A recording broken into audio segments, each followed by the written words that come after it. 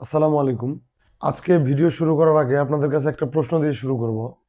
আপনারা আমাকে বলুন তো, কতগুলো সিনেমা আপনাদের জানা মতে এরকম আছে যে যে সিনেমাগুলোতে অ্যাডাল্ট সিন বেশি আছে এবং যে সিনেমাগুলোতে হিরোইন বা ফিমেল ক্যারেক্টারগুলোর বডি দেখিয়ে সিনেমাগুলো খুব বড় একটা কালেকশন পেয়েছে বা দর্শক জনপ্রিয়তা পেয়েছে।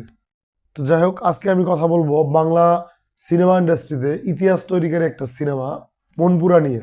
ভিডিও শুরু করার আগে আপনাদের কাছে একটা রিকোয়েস্ট, যারা এখনো পর্যন্ত আমার চ্যানেলকে সাবস্ক্রাইব করেনি দয়া করে সাবস্ক্রাইব করবেন এবং অবশ্যই আমার ভিডিওকে লাইক কমেন্ট শেয়ার করতে ভুলবেন না। শুরুতে বলেছিলাম যে মনপুরা সিনেমাটা হচ্ছে বাংলা সিনেমা ইন্ডাস্ট্রিতে একটা ইতিহাস তৈরিকারী সিনেমা। কেন বলেছিলাম? যে সময় বাংলাদেশের সিনেমা ইন্ডাস্ট্রি অলমোস্ট ধ্বংসর পথে পথে ছিল, ঠিক সেই সময় মনপুরা সিনেমাকে সিনেমা হলে মুক্তি দেওয়া হয় এবং তখন সিনেমাটা ব্যাপক জনপ্রিয়তা পায়। 2009 সালে মনপুরা সিনেমাটা মুক্তি দেওয়া হয় এবং তার আগে বাংলা সিনেমাতে যে গার্বেজ সিনেমাগুলো মুক্তি পাচ্ছিল, বিশেষ করে নায়ক মান্নার মৃত্যুর পরে মানুষ তখন সিনেমা হল অলমোস্ট যাওয়া বন্ধ করে দিয়েছিল। তো সেই সময় একটা একটা করে সিনেমা বন্ধ হয়ে যাচ্ছিল, ঠিক সেই সময়ই মুক্তি পায় মনপুরা ছবিটা এবং সেটা সেই সময় ব্যাপক দর্শক জনপ্রিয়তা পায়। এবং তার পিছনের সবচেয়ে বড় কারণ হচ্ছে এর গল্প।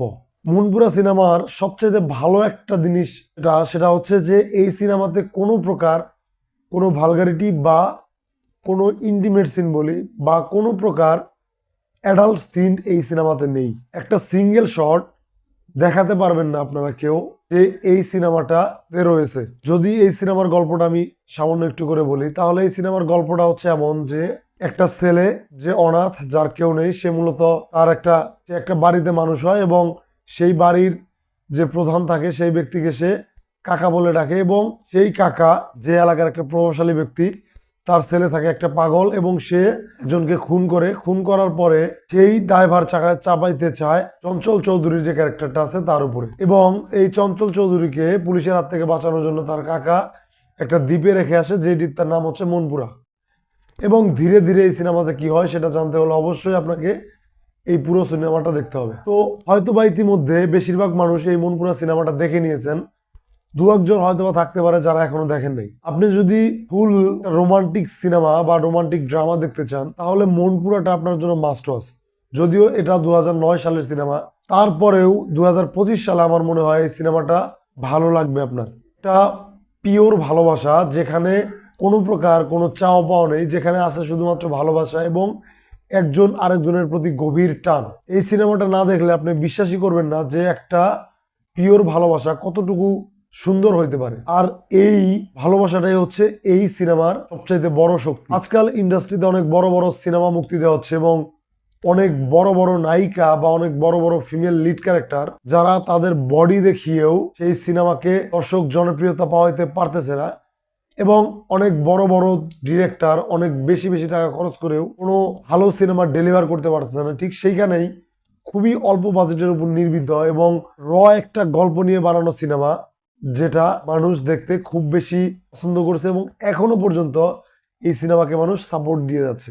এই সিনেমার সবচেয়ে ভালো দিকের মধ্যে একটা হচ্ছে স্ক্রিন প্লে এবং এই সিনেমার ভিজুয়ালাইজেশন। সত্য কথা বলতে গেলে ঠিক এমন কতগুলো সিনেমা আছে যেগুলো রিয়েল লোকেশনে গিয়ে বানানো এবং রিয়েলি কোনো প্রকার তেমন বড় কোনো সেট ছাড়া বানানো হয়। এই সিনেমাটা যে শুট করা হয়েছে সেটা পুরোপুরি রিয়েল লোকেশনে শুট করা হয়েছে এবং গ্রামের যে দৃশ্য বা নদী বা নৌকা চালানোর দৃশ্যগুলো, যেগুলো মানুষের মন কেড়ে নিয়েছে। এই সিনেমা নিয়ে আমি যতই বলবো ততই কম হয়ে যাবে। এই সিনেমাকে আমি কোনো রেটিং দিব না, কেননা এটা রেটিং এর ঊর্ধ্বে আমার মনে হয়েছে এই গল্প। যাই হোক, আপনাদের কাছে রিকোয়েস্ট, যারা এখনো পর্যন্ত কোনো পিওর রোমান্টিক ড্রামা দেখেন নাই, তারা মনপুরা সিনেমাটা একবার হলে ট্রাই করতে পারেন এবং যারা দেখেছেন তারা অবশ্যই কমেন্ট বক্সে জানাবেন মনপুরা সিনেমাটা আপনাদের কেমন লেগেছিল। এর মতো এই পর্যন্তই। সবাই ভালো থাকবেন, সবাইকে ধন্যবাদ।